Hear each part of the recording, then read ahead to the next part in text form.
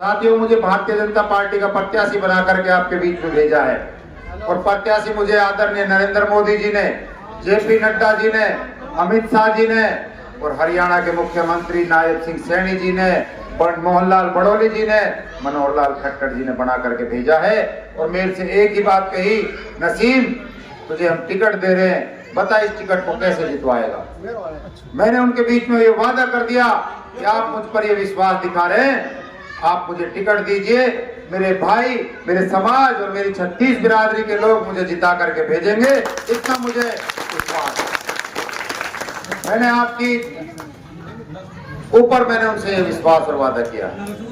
साथियों, भारतीय जनता पार्टी ने जो विकास कार्य करवाए वो किसी से छुपे हुए नहीं है। आदरणीय नरेंद्र मोदी ने जो हिंदुस्तान का नाम रोशन किया है वो किसी से छुपा हुआ नहीं। नरेंद्र मोदी जी जो दुनिया के अंदर जब जाते हैं तो दुनिया ठहर जाती है, दुनिया देखती है कि आज हिंदुस्तान का राजा आया, हिंदुस्तान का प्रधानमंत्री आया।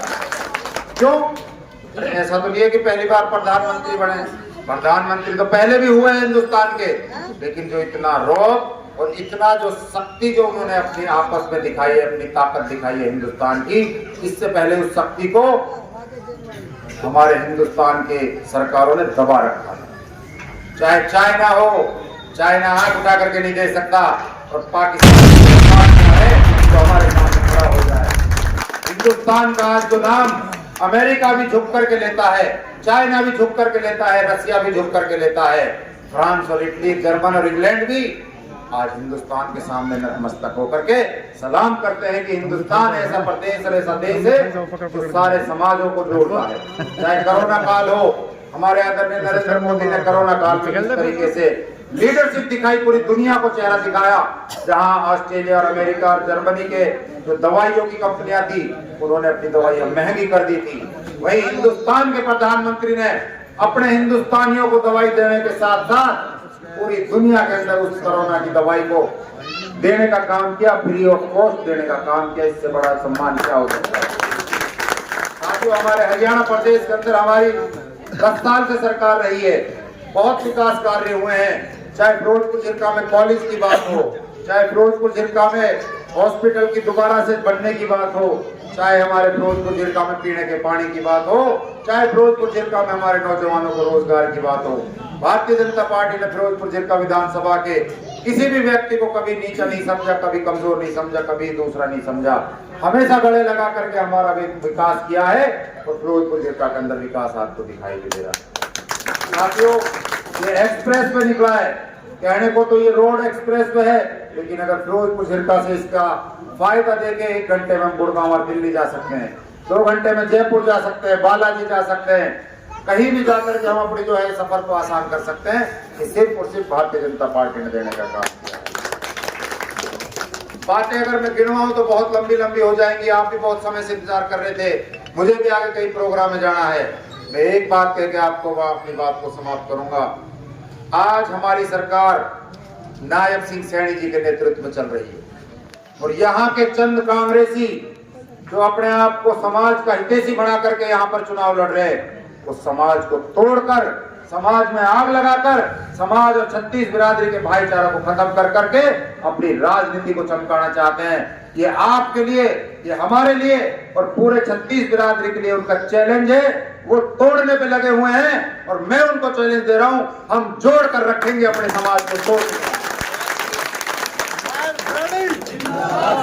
हमें तीसरी बार सरकार भारतीय जनता पार्टी की बनानी है, जिसका नेतृत्व नायब सिंह सैनी जैसा नेतृत्व कर रहा है, जिसके ऊपर साफ छवि गरीब घर का बेटा, जिसने बहुत नीचे से अपनी राजनीति शुरू करी, एमएलए बना, एमपी बना, फिर प्रदेश का मुखिया बना तो फिर प्रदेश का मुख्यमंत्री बना। इससे बड़ी उपलब्धि भारतीय जनता पार्टी की क्या हो सकती है कि गरीब से गरीब बेटे को उन्होंने आज हरियाणा प्रदेश का मुखिया बना रखा है। और माननीय प्रधानमंत्री जब पीछे रैली में बोल रहे थे, उन्होंने साफ साफ एक बात और कही, अगर नायब सिंह सैनी जैसा हमारा कार्यकर्ता जितने 6 महीने में उन्होंने विकास कार्य किए हैं, अगर इसी रफ्तार से विकास कार्य करते रहे तो हरियाणा को नंबर 1 बनने से कोई दुनिया की ताकत नहीं होगी। मेरे तो वैसे भी साथी रहे नायब सिंह सैनी, जब मैं विधायक था 2014 से 19 के बीच में हम एक ही साथ विधानसभा में बैठते थे। खूब हमारी अच्छी जो है उनसे विचारों से हमारा बहुत मान सम्मान करते हैं। मुझे भी प्रदेश में भारतीय जनता पार्टी का बनाने का उन्होंने ही मुझे सौभाग्य प्राप्त हुआ है कि मुझ जैसे छोटे से कार्यकर्ता को प्रदेश में मंत्री बनाने का काम किया है। और ऊपर वाले ने चाहा तो आप लोगों का सहयोग रहा, आप लोगों की दुआओं से, बुजुर्गों के आशीर्वाद से बहुत जल्द हम विधानसभा में पहुंचने वाले हैं और आपकी आवाज को बुलंदी के साथ उठाने वाले हैं। हमारा परिवार हमेशा सेवक बन करके रहा है।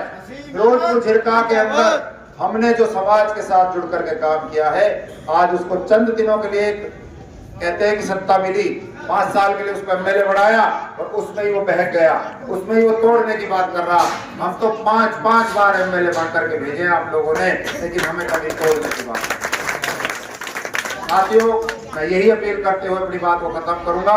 5 तारीख को ज्यादा से ज्यादा वोट डालने हैं, 5 तारीख को ज्यादा से ज्यादा कमल के बटन दबाना है और भारतीय जनता पार्टी को जिताना है। नायक सिंह सैनी की तीसरी बार सरकार बनानी है।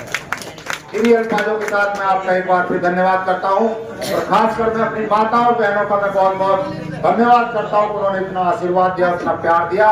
इस प्यार को, नौजवानों के इस जोश को, बुजुर्गों के इस आशीर्वाद को इस तरीके से बरकरार रखिए और 5 तारीख को एक वोट को कमल पर बटन दबा कर ही चैन से बैठना है। तब तक हमें शांति के साथ बैठना नहीं है, क्योंकि ये चुनाव है। चुनाव जितनी मेहनत हो जाएगी उतना कम है। आप सब यहाँ पर आए, आप सबका बहुत बहुत शुक्रिया, बहुत बहुत धन्यवाद। जय हिंद, जय भारत।